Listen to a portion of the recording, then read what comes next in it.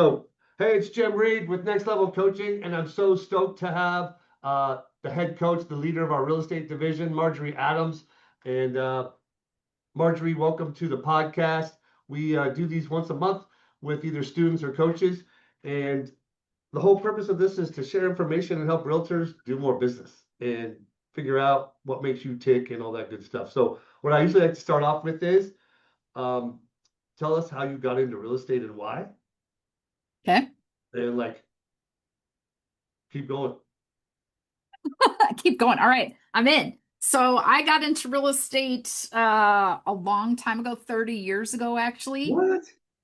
30 years. I know I was five. So I got into real estate after college. I traveled around the country for a Hold couple of on, why? Why'd yeah. you get into real estate? Like, what was you like? Whenever I meet with realtors, I'm like, why'd you get into this crazy business? It's crazy. Like 5% make it, right? And everybody gets into the business thinking, oh, I want flexible hours, make a lot of money. And then they realize that ain't what this is. So why did you get No. into it? So my mom was a realtor, and funny enough, that was the reason originally I was never going to be a realtor. And then, yeah, because she Yeah. would drive around and I'd be like, "This sucks." Just being honest, so I was like, "No, I don't want any part of this." So I ended up coming back after traveling for a couple of years, and mom actually was diagnosed with cancer. And so I stayed with her during that, and I just was in town. So I said, I'm going to do some serving. I worked at a restaurant. I'm going to take the real estate class, right? Like, why not? And it just started there. And so I ended up getting married, moving back here, and I became my mom's assistant. I had three other jobs because you got to work hard. You don't make no money when you start in real estate. So I worked that and three other jobs until I started selling some houses and slowly started peeling off a job to dedicate more time to being a realtor. So how long did that take from the time you like were an assistant, because a lot of people go cold turkey to be a sales agent, but a lot of people end up growing through a team or an office or, they're a receptionist and then they're a whatever. Like there's probably three or four steps. They could be an escrow coordinator, they could be a top realtor assistant, they could be a buyer's agent, and then that progress. How long from the time you entered till the time you were like you consider yourself like a realtor? Whew. I mean, till I really started running things myself was probably Well, six like or seven generating leads years. and like getting your own leads and doing deals. How long do they? Well, pretty quick because I was hungry to do business. So I did everyone's open houses. So I was generating pretty quickly because I understood everyone I think thinks your mom's a realtor. So she's just going to hand you business. That Yeah. is not how that worked. Well, they need their money. Yeah, Yeah, they she need was giving you their amazing. money. Yeah. Yeah, she was amazing. So I really became her assistant. I did. She was the best with people, but not super like paperwork to her was sort of, it's good. Like she trusted everyone, everyone trusted her, never got sued. People loved her. I still get calls from people 30 years later. My mom died several years ago that will call me remembering my mom. Oh my gosh, that's She was awesome. a relationship queen. But so I did her paperwork. I showed houses with her. I did the open houses. So frankly, I was a buyer's agent and assistant for her all wrapped into one. You built your expertise. Oh yeah. I Like created so checklists. many people in our program, like they want to skip that part. Like if you want to have sales confidence, if you talk to I'm not a pure salesperson. I'm not. My grandpa went bankrupt twice in real estate. I swore my mom sucked at it. She tried it. She sold one house a year. Not lie, maybe two. And I knew there was one thing I would never do, and that was anything related to real estate. And here I am, right? And I would never be a salesperson. Sure. So, like, how do you build that confidence? And for me, the answer is expertise. That's how I did it. And now I know I didn't even know that. Like, that's how you did it. You Yeah. did all that background work. And people got to understand this. If you're struggling with sales, a lot of times it's because you don't believe in your knowledge level. So improve it. Do something about it, right? Like, do Yep. something about it. And so that's awesome to hear. And then what happened? So I would say we'll go to about 7 years in, and mom started heading towards retirement, and I started. So she, ironically, we sort of flipped, where I became more the salesperson, the head person, and mom started doing open houses and being involved. So we kind of did a 180, not the paperwork part, because again, great with relationships, not with paperwork. But and we brought my brother in. So my brother joined at that point as our assistant, right? And come to find out pretty quickly, paperwork not his strong suit either. Yeah, it's a DNA issue. Yeah. Yeah, yeah. I was like, no. But great with people, amazing knowledge of homes. He's actually become also a licensed inspector. Just really great at the construction, the process, just not the paperwork. So we've evolved into different parts of our with our strengths. But mom would, I mean, I have all of our, we have a little book like of all of our advertising with mom, starting with Really? her, and then oh yeah. Oh, Uh, I would love to see that sometime. Oh, it's fantastic. And I was short hair Marjorie back then, so people joke about that. Was that, oh, I had super short hair. Was that short hair Marjorie time? Um, Like but shaved on the side of your head short? no, no, no, just short. Just it was shorter. But people like, how did you do it? Because I did open houses every single, I mean, I had 3 jobs and I did open houses. And Well, if let's talk about that. So like yeah, new loan officers, new realtors, there's only a certain number of ways to do real estate, right? You can spend a lot of money in advertising and try to convert those leads. You can put a database together, an address book of people that you know that own houses or may buy houses someday and like try to take care of them. Or you can freaking work open houses. well, I mean, you got to get, so to me, it's, I did everyone's open house. Anyone who, oh, I don't want But to I show. want to dig on your open house.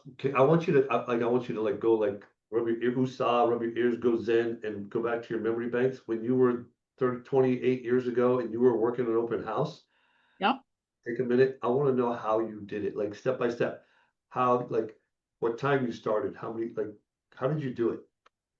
So let's say it was someone else's listing and they said, "Do you want to do the open house?" And I said, "Sure." So I would go preview the house so that I knew it well because I feel like you've got to be able to talk about the house you're in. When Um, would you preview it? How long before?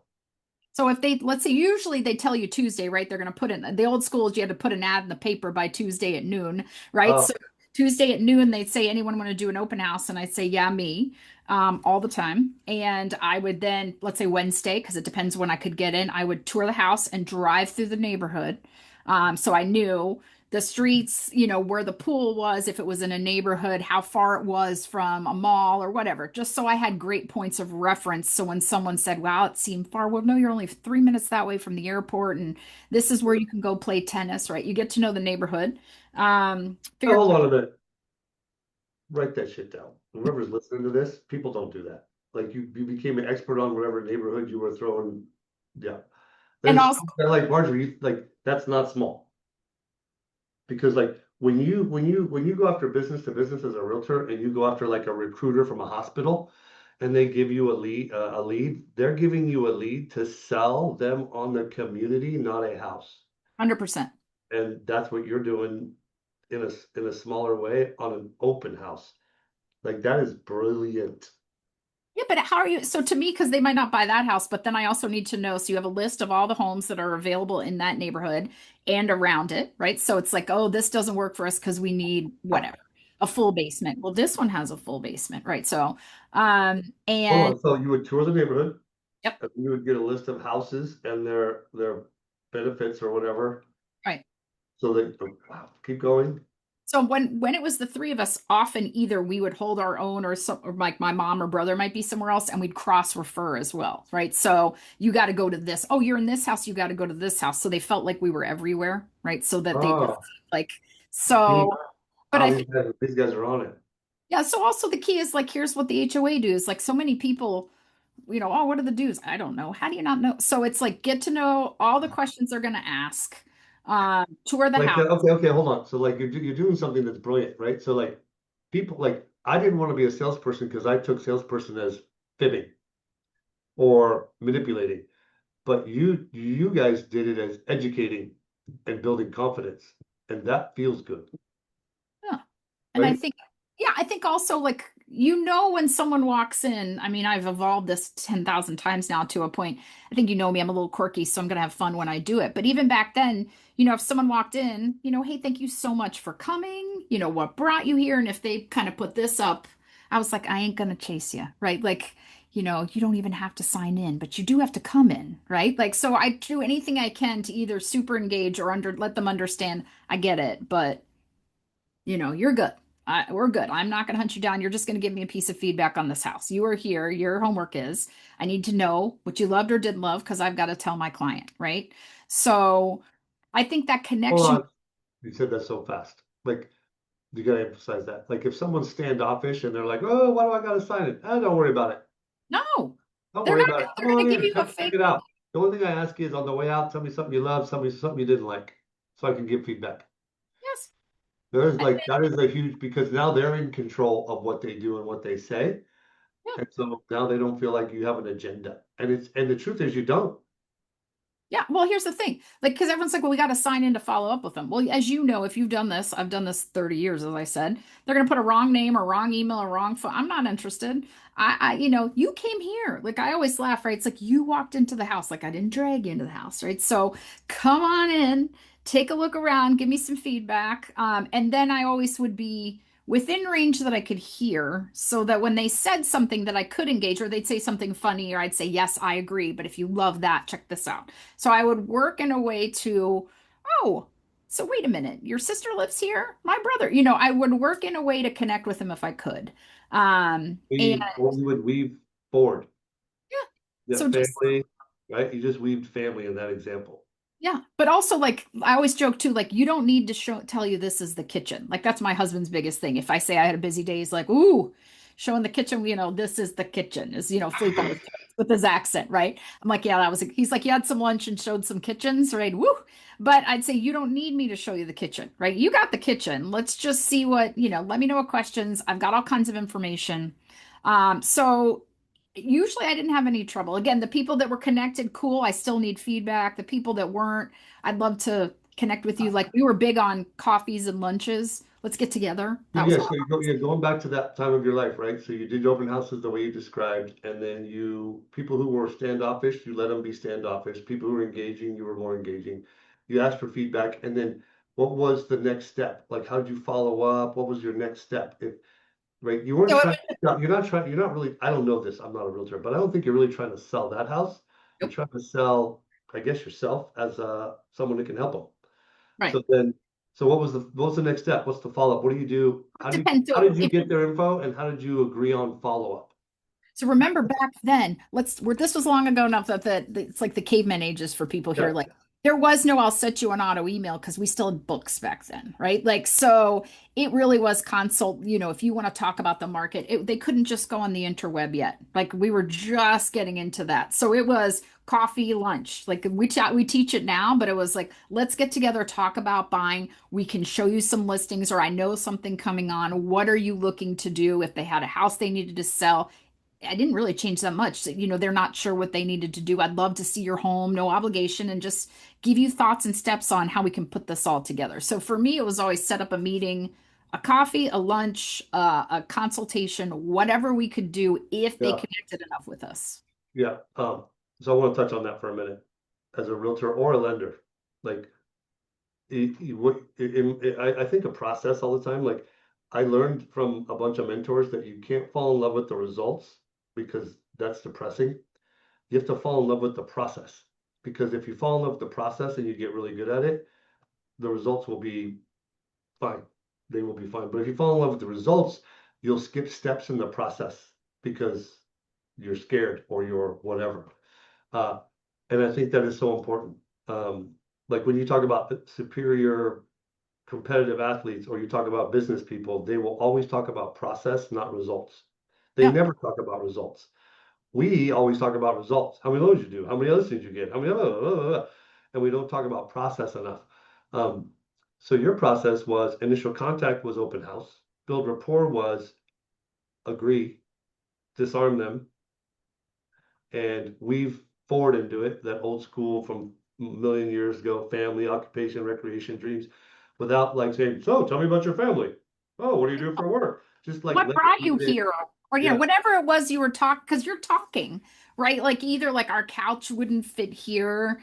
Well, gosh, how big's the couch? I heard, like, I can't help it over here. Like, do you have like a room size couch? Like, or it was always back then the sideboard. Everyone had the dining room furniture no one used. So we joke about it. I'm like, oh, you mean the Thanksgiving table? How big yeah. is the Thanksgiving Dude, tray? you're talking Like, about my mom's house in Christ, yeah.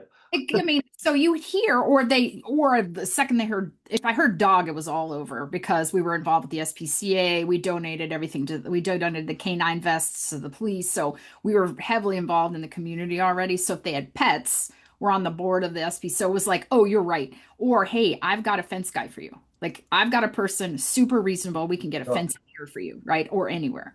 So it's really Good. connecting in that way.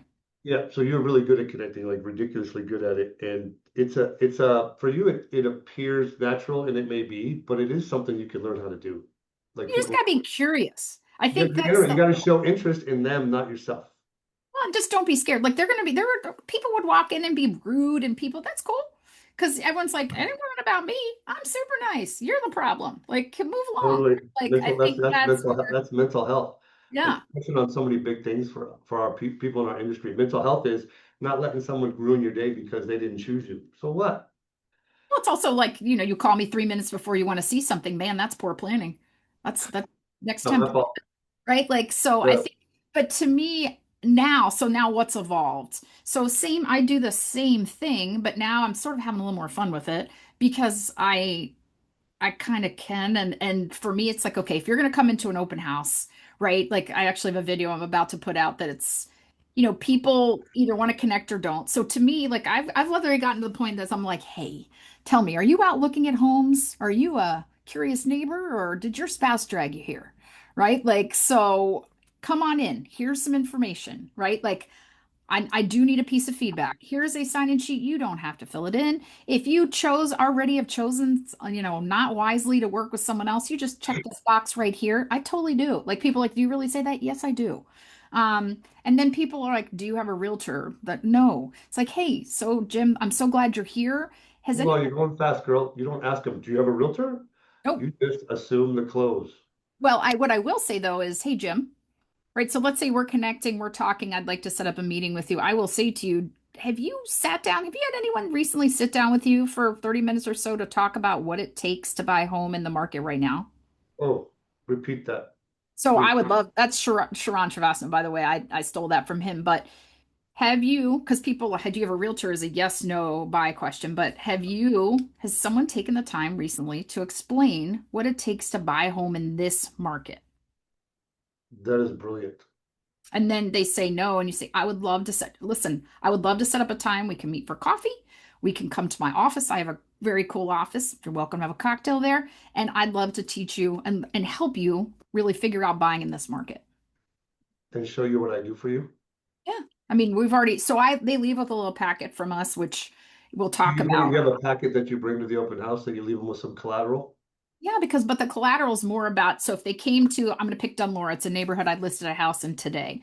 So if you're going to come to the open house in Dunlora, in theory, you're interested either in the neighborhood and the amenities, you're interested in the location because it works in the framework, you're interested in this price point home. So I want to tell you, here's the things around here. This is how close you are to here. This is how many homes are in this neighborhood. These are the amenities. So they have an information packet, right, of there. You give a collateral package to everybody who comes in or just the ones that you connect with? If anyone is also interested, like, because we have them out, if they take them, great, because then I figure I could still end up getting them. And there's a little information about working with us in this market. So they have a little packet that they can take with them. Yeah. And I just want to emphasize this. So like the technology age is awesome and it's great for leverage and you can touch more people, but it doesn't create sales. It creates opportunities. What creates sales is relationship, Yeah. right? So having a collateral package, I teach that. You obviously teach that. It's mandatory. Oh, they're just going to throw it out. So what? The ones who aren't are your clients. But if It's it's got good relevant data, it's not just all about you, it's about them. then they don't care about me, What you're other than a teaching me little right about now us. is even a deeper level of what I believe.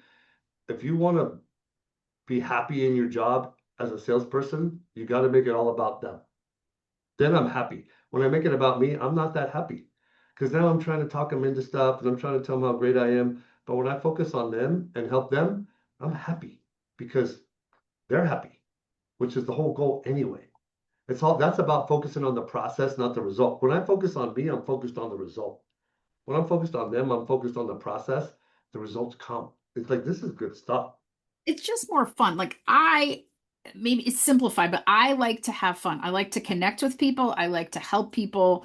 I want them to leave. So any interaction, I want them to leave that house going, man, that was a cool house. She was great. She was helpful. She answered a question, whatever it is. Like I Knew want what them she to, was doing and she didn't bug me. Yeah, and believe me, because I'm not interested, right? Like, I'm sorry, I don't. I It want to don't connect. work anyway. You chase them people that like if you when you chase them so hard, it don't work anyway. And then you get friends. I chase them anyways, and I get mad. I get mad at myself. I get mad at them. And then I'm no good when I'm mad. So it's like I have to constantly remind myself. A third of the clients that you meet are going to use you for information. A third are fun but hopeless. They're just never going to buy a house. They make $200 a month, whatever. They're just dreaming, and that's fine. And then a third, you got an opportunity, a real opportunity with. And the secret is to not spend time on those first two thirds, so you get like frustrated and then ruin the good third. And it's so simplified the way I just said it, but I swear it's the truth. I mean, again, you could still look, they could be the third that walked in the house just because, they had an hour to kill before a movie, frankly, right? But I don't doesn't, buy that. I don't buy that. I think that one of the spouses think they're just stopping by on the way to the movie, and the other one is ready to move.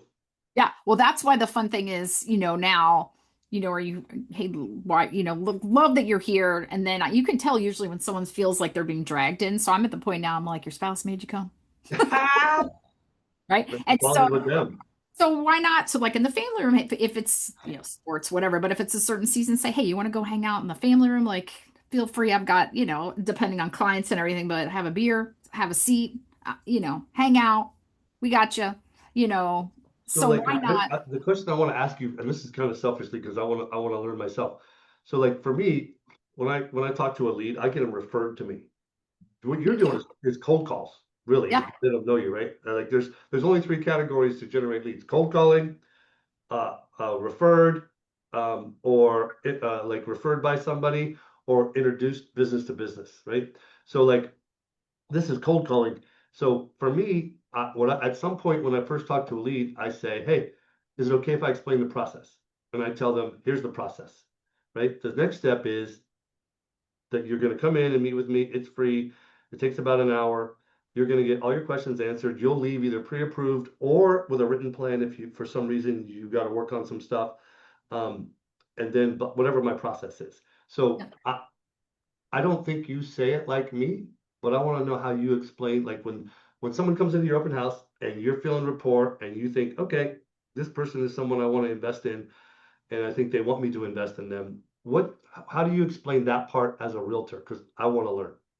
So if you've come in and you want to take the next step, if I've asked you, for You feel it example, or whatever. Yeah. well, or I've said, has someone taken the time to explain this, right? The Okay. current, and they say, Okay. no, That's your I would. that's your test. I got it. Keep Yeah. going. So then you say, let's say you say, no, but I would love to. Great. So I do all of my consultations face to face, right? When I meet with my clients, we sit down, we go over the process, we go over your wants and needs, and we do a bit of an interview, right? You interview me, I interview you. Let's see if we're a good fit and if you're interested in purchasing now. The worst that can happen is that you leave that meeting with much more clarity on what you need to do to buy a house, right? I mean, there is no way you can lose here, right? And the best thing that happens is we connect and I help you take the steps to purchase a home, which is what you're looking to do, right? Like, so basically it's no obligation, of course, but it's you can't leave there not having learned something beneficial to you. It's impossible. So I like to do that in my office. I like to do it face to face. It can take 30 minutes, it can take 2 hours. I will take the time they need. I will. So I will sit there. People are like, I like to rush them out. I don't. This is the biggest connection we can do. And I have a very I'm a process freak. So yes, there is a process. Yes, I know this. So then, so like, okay, so I'm in there with my wife, right? Me and Ann are in there, and you feel like you test us with the whole, have you sat down? And my wife's like, no, we haven't done that with anybody because she wants to buy a house, right? And then you're like, okay, here's the process. And you explain just what you said, and then what do you say? How do you get like what's the close? Like, hey, do you have your I keys? set the Or you say, appointment. can I call you later? Or you What? set the appointment? No, no, no, no, no, no. I'm not letting you. I mean, if you say that sounds great, sweet. Tell me about your schedule. When does it work for us to do that? Right? I'm more flexible. So if you said I work 9 to 5, I prefer to work evenings than weekends. This is just between you and me. I don't tell you this person this, but I say great. So would 5:30 You work for you? prefer to work evenings, and that's your preference. Me, yes, because if I can work later during my 5 days than take my 2 days, I'd like to protect some, because everyone's like, I Well, work. you're saying you'd rather work later in the evening than work weekends. Yes. So I'm telling you this, and I don't tell the client that, but I'm Yeah. just telling the grader. So to me, it's if you work 9 to 5, I'm going to say, great. Would 5 work? Does something, I'm sorry, would 5:30 work? My office is, I find out where you work, we figure out the time. And look, if it's 5:30, I'm happy to have a cocktail. I can have some snacks here. We can order some food, whatever works for you, because I don't want it to make it more complicated to come to my office, right? And if they say no, but we can do in the morning or we can do lunch, great. I'm going to set an appointment. That is, you're not walking out unless you Dude, absolutely you the have two. them to your office and you bring food. That's brilliant. Well, we built our office. So I just moved into this office. So when you walk in our office, it's a kitchen and a family room. So when people walk in, they think they've walked into our house. I did that on purpose. So we have espresso maker, we have beer and wine, and of course, I love You lemon gotta drops. give me like you gotta do a video tour. Please do a video It's tour for me. very cool. That is So so cool. you come in and we can hang out later if no one's here, right? If it's in the evening, we can hang out around in the you can be I have a conference room, but I prefer if we can be in the kitchen or in the little family room, we're hanging out. And I You have a will kitchen and a family room in your office. That's how you enter our office. Our waiting room's our family room. I've never seen that. Yeah, I always want to do it because we do cooking lessons, we do events at the office. Dude, you're selling houses. Make it feel like a house. Well, I mean, everyone, and the funny part is people come to deliver and they're like, I'm sorry, I walked in your house. I thought this was an office. I'm like, no, it's my office. But you But you don't instantly live there. know. No, no, No, no. but you made it feel like a house. So when they come to meet you in the evening at 5:30 and you feed them in what feels like your house, how Or much have a beer. Like I have beer, I have a full bar. Like we have a full old bar. So if you want a little cocktail, if you want a beer, if you want a coffee, if you want a soda, more? That's a freaking wow. it's fun. Like I said again, it's an experience. I think we forget the experience. When they walk in, it's an instant barrier lowering, right? That you're not like in this kind of stuffy, right? Like really serious environment. You know, we're doing this on stage. Well, I'll get pictures. I'm super proud of it. I worked many months on putting this together. And so like for example, this month we have a financial advisor who is a good friend next door. I call him Fun Sean. We're doing a super fun cocktails and finances, which is like an oxy, right? Like people are like, what are you talking about? Finances suck. No, they don't have to. So let's lower the barrier on what else do we Yeah, need to do to help you? you can leverage that so many ways. Yeah. Um, So they come here. So ultimately, I want them here. Now, if it's impossible for them to get here, right? If they have, oh my God, we got to do this and this, I'll go to them. But I prefer they come here. what's your percentage of people that come to you versus you go to them for buyers that you met back then or even now, 75% will come. and psychologically, you guys, that's a sales test, right? So if they make you come to them, who's in charge? They are. And if you get them and you tell them the benefits, you don't just tell them, I only meet at my office.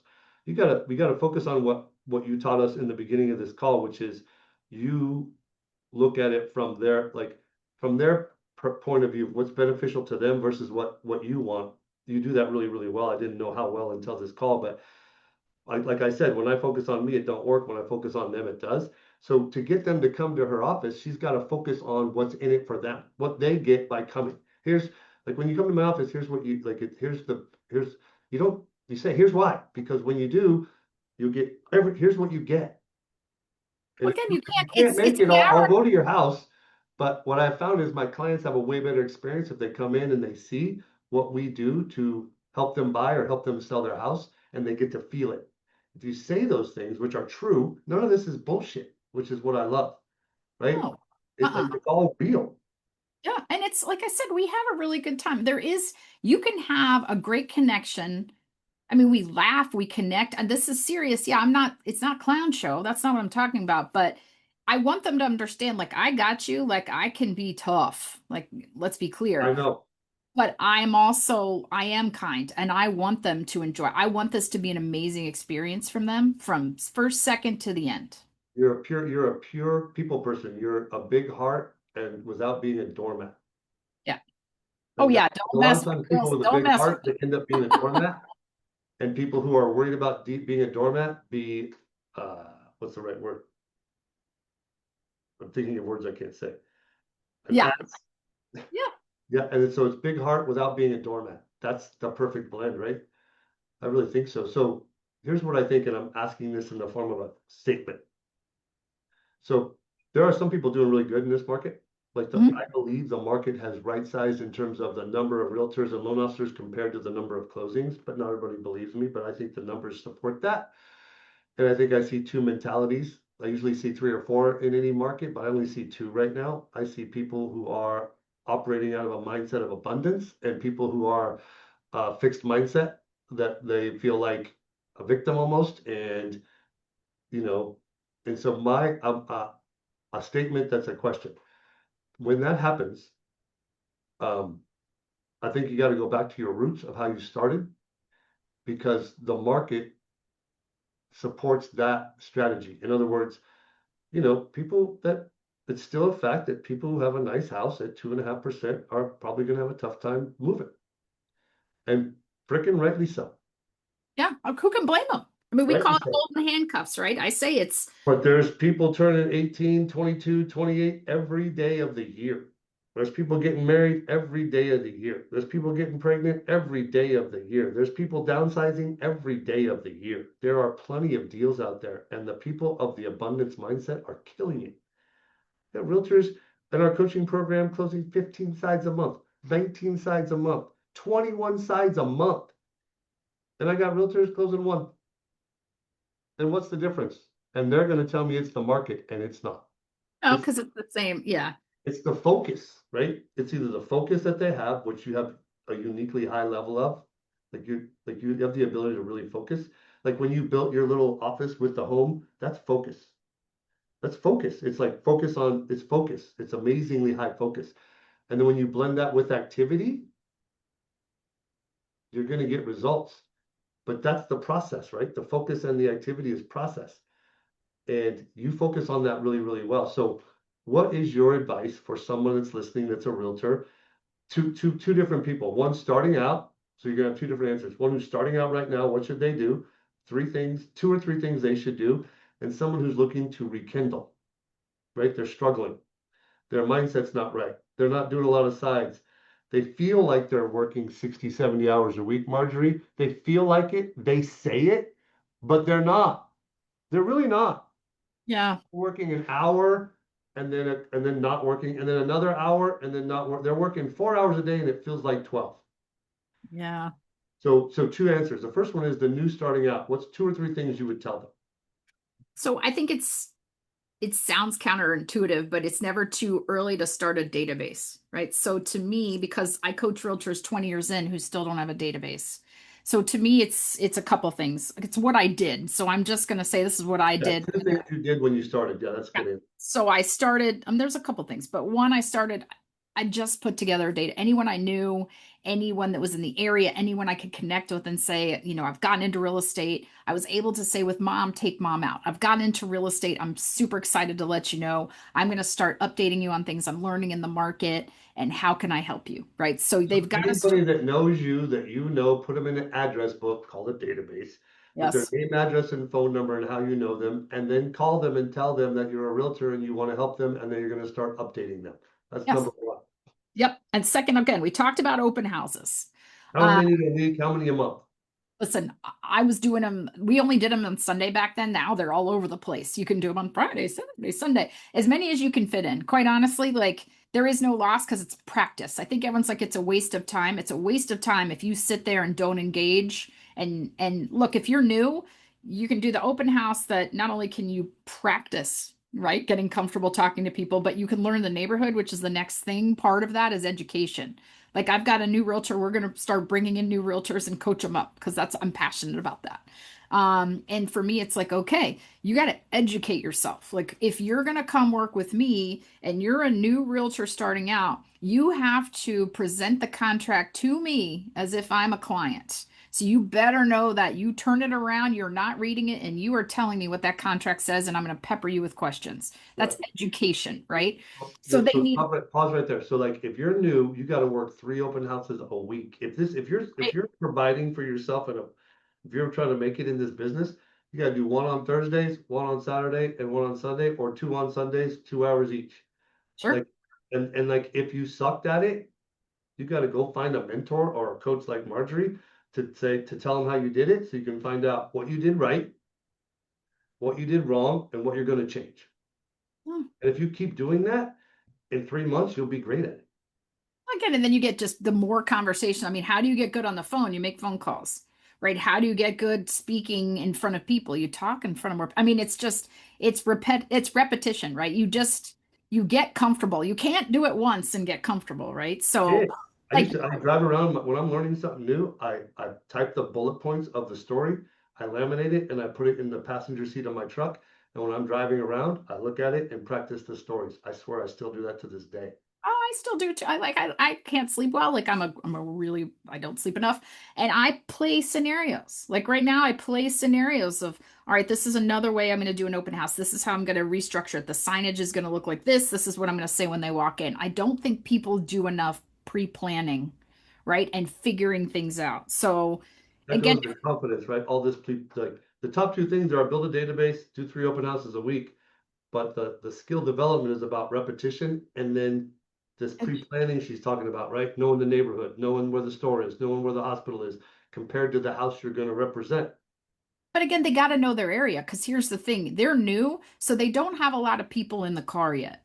But when you put them in the car, yeah, there's Google Maps and everything, but you gotta know. Like if I'm gonna say, "Hey, I'm a buyer, and should I look in this neighborhood or this neighborhood?" You can't be like, "I don't know, I've never been there." You gotta know, like, oh, so do you like a slightly larger lot with some sidewalks, or do you really prefer more trees and nature that you're kind of separated because they're very different neighbor. What do you? We can drive through both, but here's what I've found. This one Yeah. has 300 homes. They're on a half an acre, right? Like you have drive your butt around, like get in the car, go to the realtor open houses, go preview homes that you can get into. You have to learn the market, you got to learn the forms, you got to learn all these things. And the next level coaching, all the stuff she's talking about, she has like questionnaires for buyers, questionnaires for sellers, stuff you got to learn about the neighborhoods. It's about educating yourself. There's two ways, right? There's three ways. One is School of Hard Knocks. Two is join a team with a good mentor. Three is join a coaching program. And the best is all three. Yeah. I mean, look, I'm still forever learning. I think that's the thing too. I don't, when someone, I've done it this many years, I'm 30 years in, I still go to many classes. I listen to lots of podcasts. As you can see, I read tons of books. I'm learning. I know there's a lot I don't know, right? I'm now the Act like your changing career market. depends on it.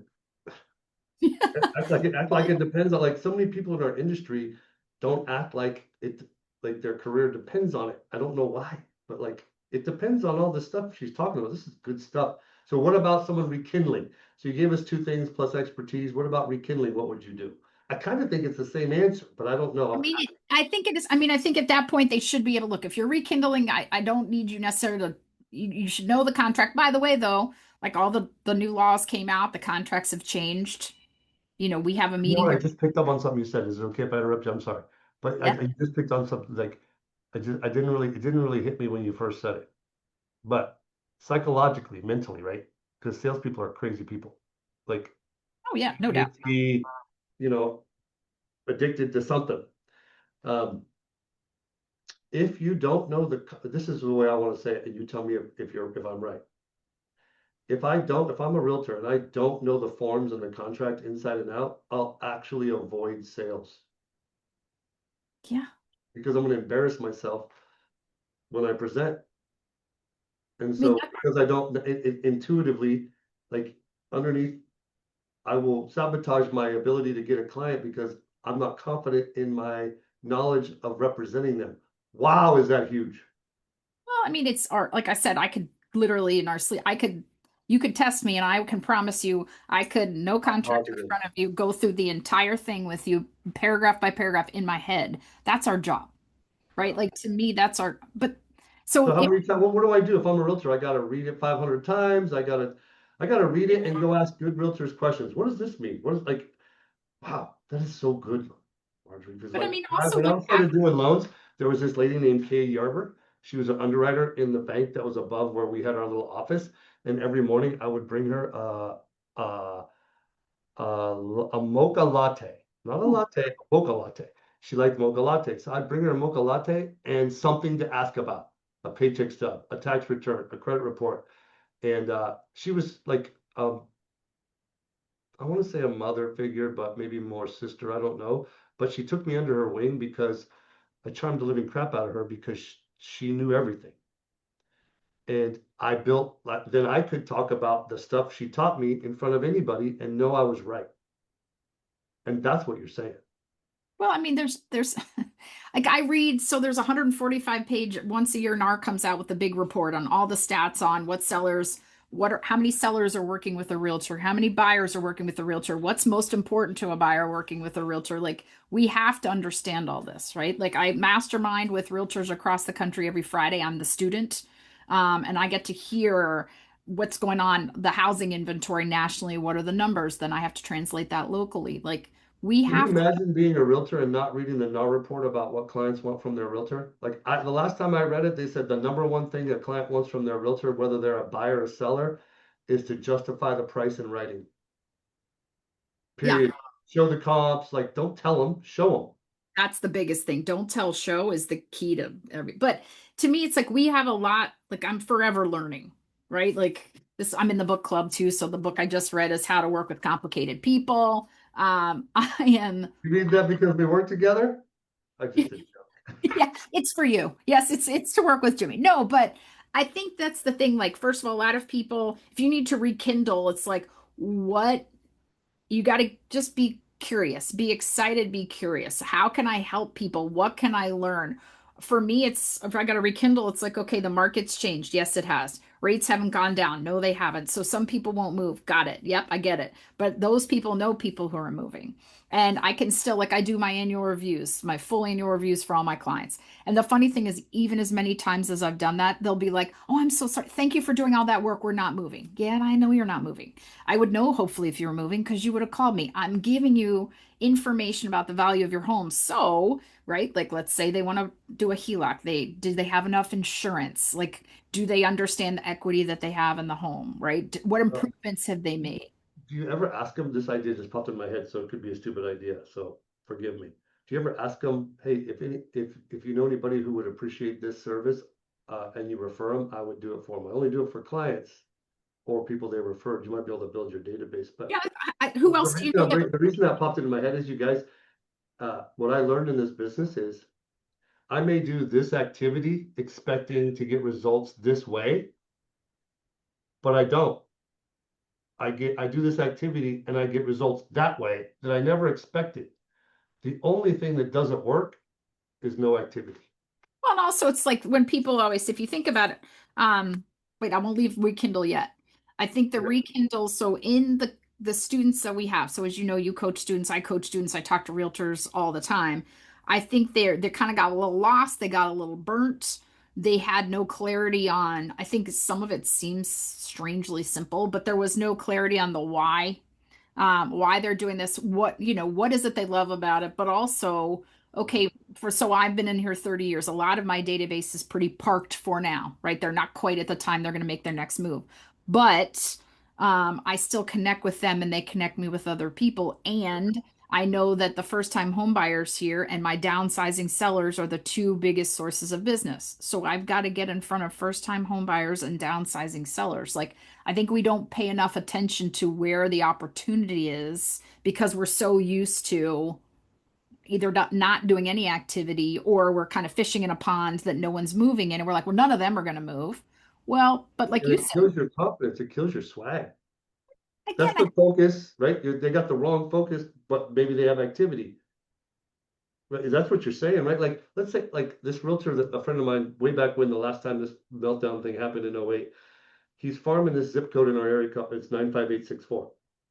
And we're doing these like leveraged events and financial planning and home buying seminars, all for the people that live in this neighborhood. And then I pulled the stats, and one house sold a month. yeah. If you got them all, it wouldn't be enough. Well, I mean, again, you got to have, like, we always talk about our pillars, right? We've got to have our set pillars that are holding up our business.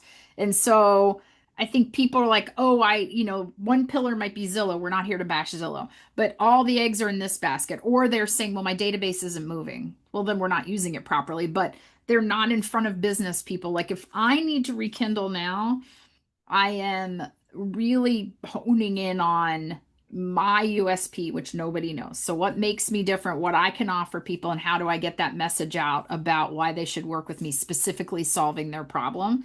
But I've done a lot of business masterminding now where we created, instead of joining a bunch of BNIs of nobody who gets anything done, created our own BNI of our people, financial advisor, accountant, lender, right? So our own created BNI that we can invite people into.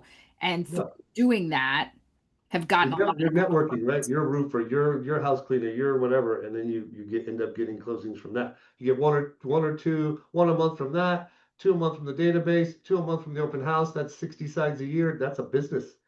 People are looking for one thing that gives them 10 sides a month, and I don't. It's not that common.